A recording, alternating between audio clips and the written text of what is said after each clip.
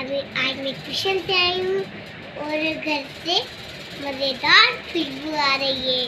आज मेरी मामा ने देगी देगी आलू गोश्त बनाया है। अभी मैं टेस्ट करती हूँ, आपको बताती हूँ कैसा लगता है। बिस्मिल्लाहिर्रहमानिर्रहीम। अस्सलाम वालेकुम my YouTube family. Video watch करने से पहले मेरे चैनल को सब्सक्राइब और बेल आइकन को प्रेस कर दीजिए। जायका विद नाशरा में आपको वेलकम करते हैं। तो आइए शुरू करते हैं अपना काम, क्योंकि काम से है रोशन नाम और काम ही करेगा रोशन नाम। आलू गोश्त बना रहे हैं, लेकिन हम देगी आलू गोश्त बना रहे हैं।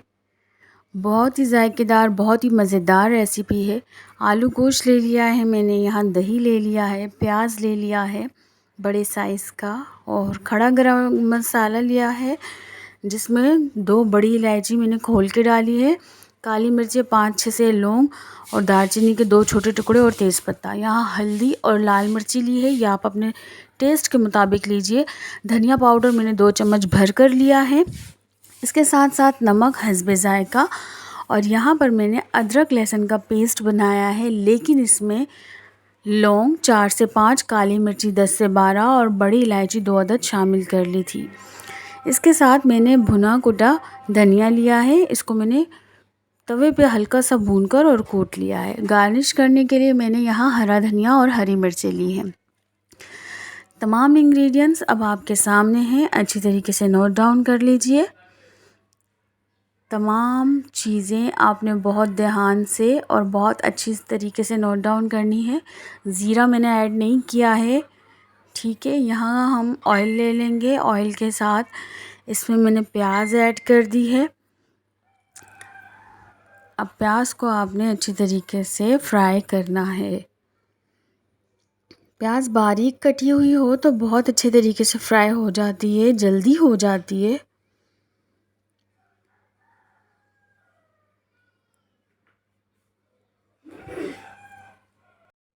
इसके साथ साथ अगर आप मेरे चैनल पर न्यू हैं तो मेरे चैनल को सब्सक्राइब कीजिए, वीडियो कंप्लीट वॉच कीजिए, स्किप मत कीजिए। बीच में स्किप करते हैं तो फिर मेरा ही नुकसान है, मुझे कोई फ़ायदा नहीं पहुंचता। इस तरह कंप्लीट वॉच करके लाइक करें, कमेंट करें, अपने फ्रेंड्स एंड फैमिली मेम्बर्स में ज़्यादा से ज़्यादा शेयर करें, ताकि मेरे फैमिली मेम्बर्स में, मेरी यूट्यूब फैमिली मेम्बर्स में बहुत ज़्यादा इजाफ़ा हो जाए और मेरी ये छोटी सी फैमिली मज़ीद बड़ी हो जाए। और एक और बात कहनी थी कि व्यूज़ तो बहुत आते हैं, ठीक है, व्यूज़ तो आ रहे हैं, लेकिन लाइक और कमेंट्स क्यों नहीं आते? वो लोग जो व्यू करने के लिए इतना टाइम हमें देते हैं, तो एक थंब देने में तो बिल्कुल भी टाइम नहीं लगता।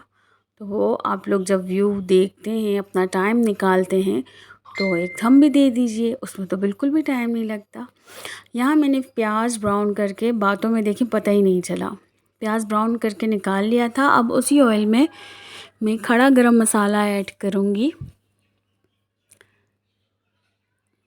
अच्छी तरीके से इसको मैंने 1 मिनट तक इसके अंदर रहने दिया। इसके बाद मैंने तमाम गोश्त और आलू इसमें मिक्स कर दिया। अब इसको अच्छी तरीके से फ्राई कर लेंगे।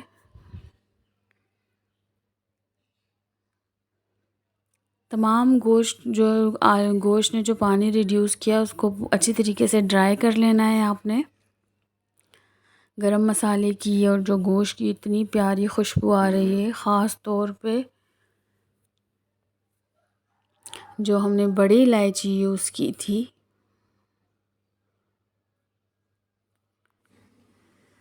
अब देखिए अच्छी तरीके से ये फ्राई हो चुका है। इसमें मैंने कोई मसाला ऐड नहीं किया।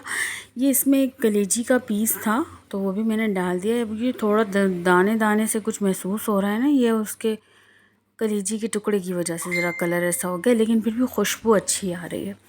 अब यहाँ मैंने लहसुन अदरक का पेस्ट ऐड किया है, वो जो गरम मसालों के साथ मैंने उसका पेस्ट बनाया था। अब इसके साथ फ्राई करेंगे। इस रेसिपी में आपने याद रखना है, हर एक मसाले को एक साथ नहीं डालना, हर एक मसाले को अलग अलग अच्छी तरह भूनना है। यहाँ मैंने लहसुन अदरक डाल के थोड़ा सा पानी डाल के पहले ऐसे भूना। अब मैं धनिया पाउडर डालकर इसे फ्राई करूँगी। हर एक चीज़ को बिल्कुल सेपरेटली फ्राई करना है, ताकि उसका टेस्ट अच्छी तरीके से इन्हेंस हो। या आप जब अलग अलग फ्राई करेंगे ना, आपको पता चलेगा। वीडियो बीच में स्किप हो गई मुझसे, और इसके धनिया फ्राई करने के बाद मैंने इसमें हल्दी और लाल मिर्ची ऐड करके उसे अच्छी तरीके से फ्राई करने रख दिया था।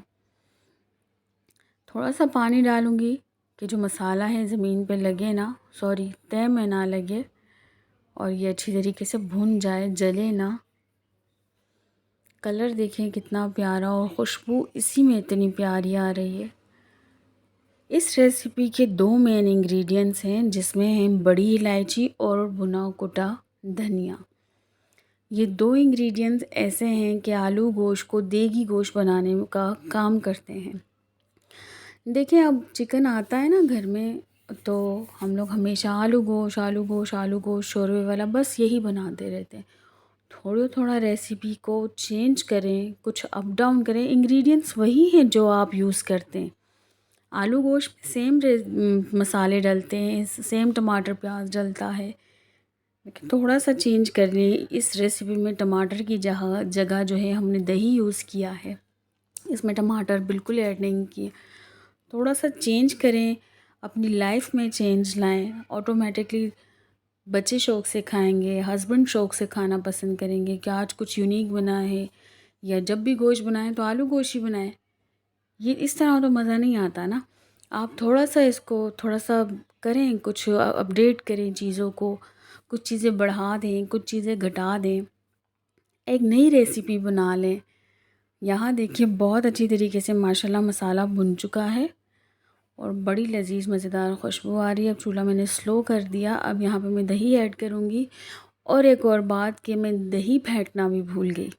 मैं बहुत ज़्यादा भूलती हूँ, बहुत ज़्यादा।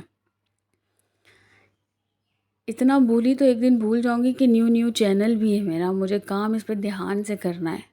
ये जो मेरे व्यूवर्स हैं ना, जो बिना लाइक किए चले जाते हैं, वो तो व्यू करना भी छोड़ देंगे फिर, है ना।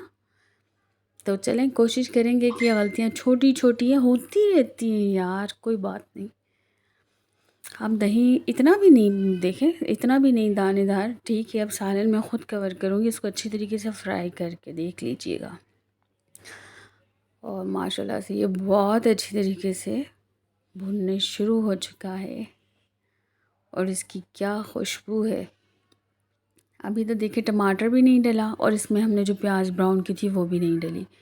और आप इसकी ग्रेवी देख लीजिए कितनी प्यारी। आपको पता है ग्रेवी कभी भी टमाटर से नहीं बनती, कभी भी। ये बस कॉन्सेप्ट सबके दिलों में, जहनों में है, सॉरी, कि टमाटर से ग्रेवी बनती है। आपके सालन में हमेशा दही और प्याज से ग्रेवी बनती है। अगर आप अच्छी ग्रेवी वाला सालन चाहते हैं तो आप अपने सालन में दही ऐड कीजिए और प्याज ऐड कीजिए।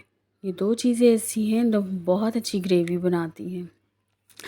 यहाँ मैंने पानी ऐड कर दिया। अब हम इसे पकने के लिए थोड़ी देर छोड़ देंगे। अच्छी तरीके से इसे मिक्स कर लिया है।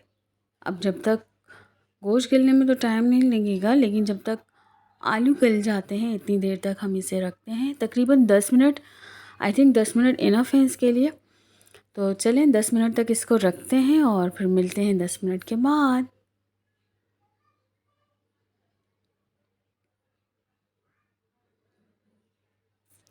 तो यहाँ 10 मिनट पूरे हो चुके हैं और बहुत अच्छा बॉइलिंग पॉइंट इस पे आ चुका है।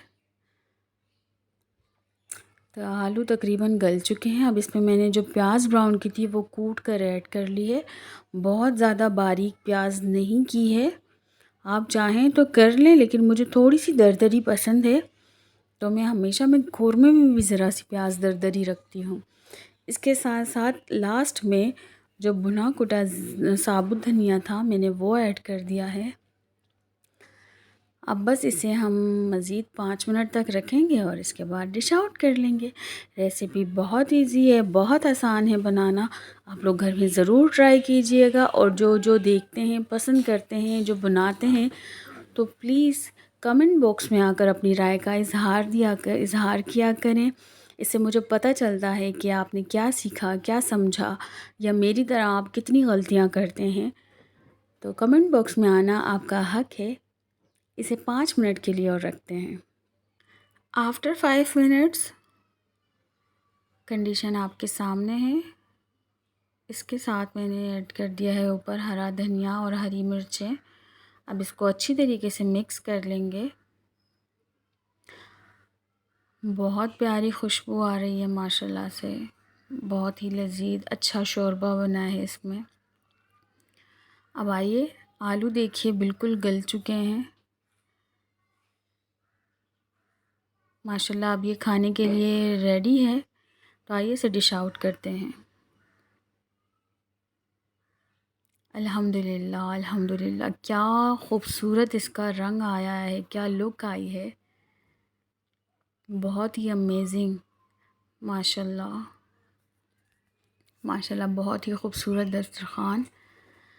चलिए, मेरे चैनल को लाइक शेयर सब्सक्राइब कीजिए। अपना और अपनों का बहुत ज़्यादा ख्याल रखें, मुझे दुआओं में याद रखें। मिलते हैं नेक्स्ट वीडियो में एक बहुत ही आसान रेसिपी के साथ। तब तक के लिए अल्लाह हाफ़िज़।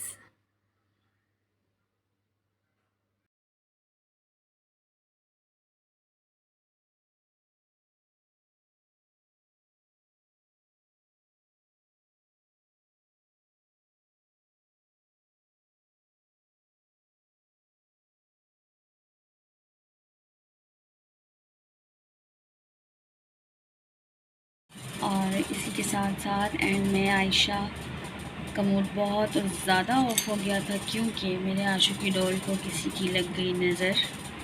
इसके इतने सारे टुकड़े हो गए, इसका हाथ भी टूट गया, मेरी डॉल का ये हाल हो गया। तो आशू बहुत ज़्यादा नाराज़ थी और उसने इनकार कर दिया कि वो नहीं बताएंगी कि रेसिपी कैसी थी।